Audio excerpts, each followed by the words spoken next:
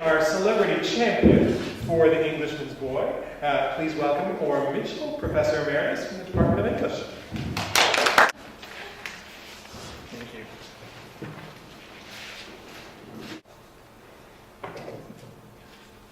See, the scene that you just heard is a good example of Guy Vanderhaeg's wonderful ability to create graphic scenes which vividly recreate the events of the Cypress Hills Massacre in the spring of 1873. The bare historical facts are a dozen American and Canadian wolfers. Wolfers were people who went out and poisoned wolves with bait and collected their pelts, and frequently would even leave them around Indian camps so that it wasn't just the wolves that were poisoned. So wolfers, they were led by a guy called Tom Hardwick. That's a historical name. Crossed the border from the Montana Territory into the Cypress Hills in search of horses that had been stolen from them.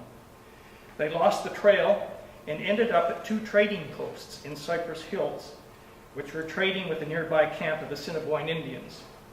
Frustration, heavy drinking, and an altercation over a missing horse resulted in a group of wolfers and whiskey traders firing on a nearby Assiniboine camp and slaughtering 23 Indians. Only one wolfer was killed.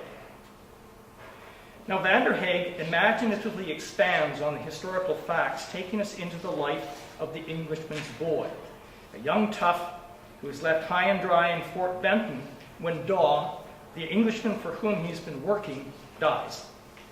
Daw has come west to hunt buffalo, and he's hired the boy to look after his arsenal of guns and hunting gear. Tom Hardwick offers the boy a horse to join his group of wolfers who are about to set out after the Assiniboine horse thieves and teach them a lesson. From the Englishman's boy's point of view, we see the wolfers, their search, and the climactic massacre, which includes the wolfers' gang raping and murdering a young Indian girl. The boy has been unwillingly caught up in these events, and although he does everything he can to save the girl, he is haunted for the rest of his life by the memory of the Indian girl burning to death in the trader's cabin.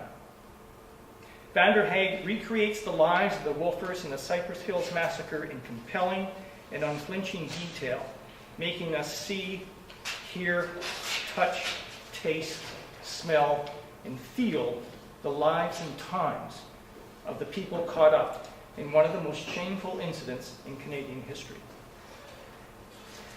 The novel has two main plot lines, which are interwoven in alternating chapters: the Cypress Hills story, and then 50 years later, the Hollywood story, which is narrated by Harry Vincent, a young, aspiring scriptwriter. Harry is hired by Ira Chance, a Hollywood film mogul, to track down Shorty McAdoo, one of the last of the frontiersmen, and write a film script based on his life.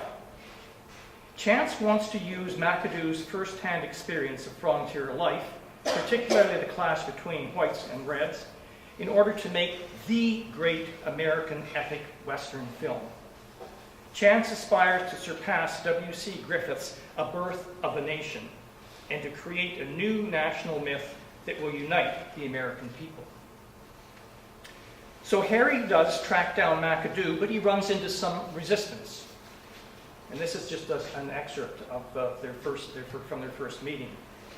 They all said, "Talk to Shorty McAdoo if you really want the truth. I ain't interested in all that old dead shit. I know the truth." "It's history," I say lamely. "It's something we all want to know." "Then go talk to Wyatt Earp. He's living in the vicinity. He'll put you up to your ass in history. He's full of it." Implied, of course, bullshit. "I don't want her. I want you. And I don't want to get mixed up in all that shit." "All what shit?" I demand, exasperated. "Lies." Shorty resists telling Harry his story because he suspects he will be, to use Shorty's own word, screwed. That his story about the Cypress Hills Massacre will be gangbanged by the Hollywood mythologizing lying machine. And, as it turns out, Shorty's right. Harry finally persuades McAdoo to tell him his story, assuring him the script will be historically accurate.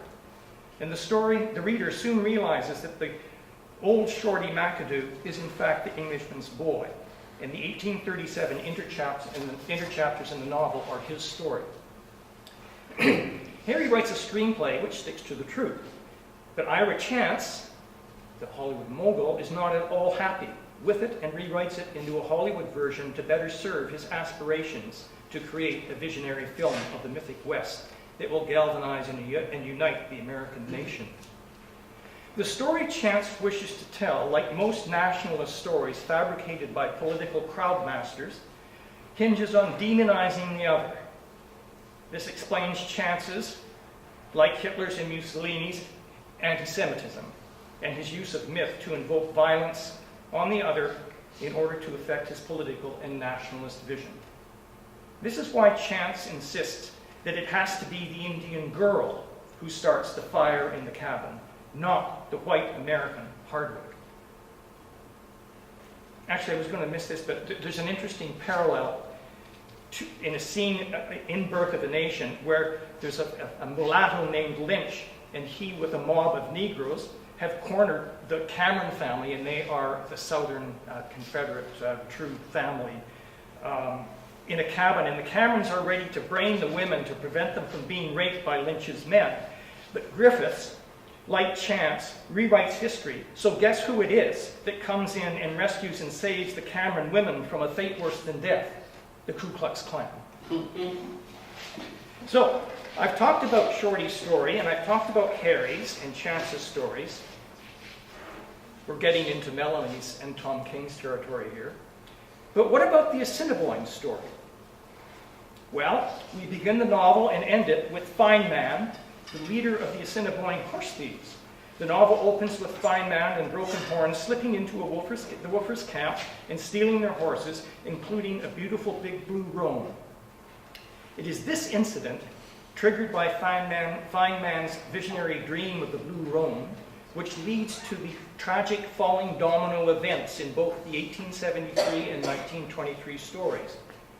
The novel ends with Fine Man's triumphant return to his band camp with the stolen horses, and Fine Man realizing the significance of his power dream, that the beautiful blue roan wished to give himself to Strong Bull, the band's holy man, the man, quote, who lived now for the sake of the grandchildren. Strong Bull has drawn a book of pictures of Assiniboine life and will pass on his book of pictures to Fine Man, quote, so the grandchildren will recognize us. And that's a very, very pregnant, important line.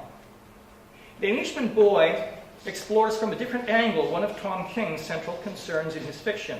It is a novel about a culture's struggle to put the past on record and pass on down its version of history, to resist the erosion of one's own stories by another dominant culture's stereotypes, to resist the rewriting of that culture's authentic identity for the purpose of a dominant national myth.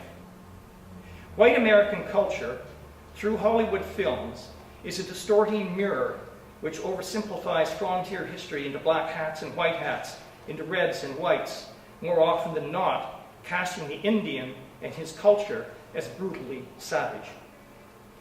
As the four old Indians in King's Green Grass Running Water might put it, Guy Vander Haig's novel, quote, fixes that.